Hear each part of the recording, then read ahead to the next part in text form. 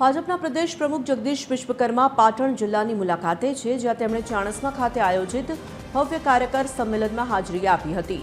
જગદીશ વિશ્વકર્માએ પક્ષમાં સમાનતાનો સંદેશ આપતા જણાવ્યું કે હવેથી સ્ટેજ પર જિલ્લા પ્રમુખ અને બૂથ પ્રમુખ એક સાથે બેસશે।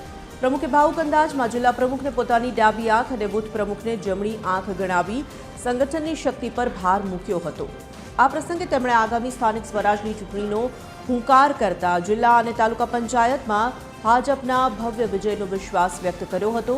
વિપક્ષ પર પ્રહાર કરતા તેમણે જણાવ્યું કે કોંગ્રેસ ગેસના બાટલા મુદ્દે પ્રજાને ગુમરાહ કરી રહી છે। સંમેલન બાદ તેમણે એક સામાન્ય બૂથ પ્રમુખના ઘરે ભોજન લઈને પાયાના કાર્યકરોનું મનોબળ વધાર્યું હતું।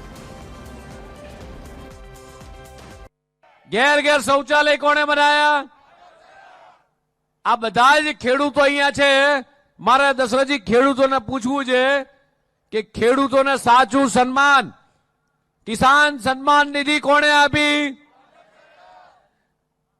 ઘરનું ઘર કોણે આપ્યું? પાકા ઘર કોણે બનાવી આલ્યા? જરૂરિયાતમંદ પરિવારોને મફત અનાજ કોણે આપ્યું? કોંગ્રેસના નેતાઓ આજે આંખે પાટા બાંધીને ફરી રહ્યા છે। એમની પાસે વિઝન નથી કે વિઝનરી નેતા નથી।